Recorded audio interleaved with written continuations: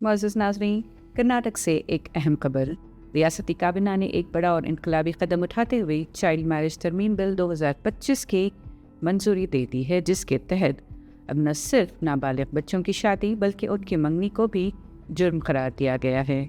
वज़ीर क़ानून एच.के. पाटिल ने प्रेस कॉन्फ्रेंस में बताया कि ये बिल आइंदा असम्बली इजलास में पेश किया जाएगा। उनका कहना था कि हमने समाजी सतह पर एक इनकलाबी तब्दीली लाई है। जो लोग पहले कानून से बच जाते थे, अब उन्हें रियायत नहीं मिलेगी।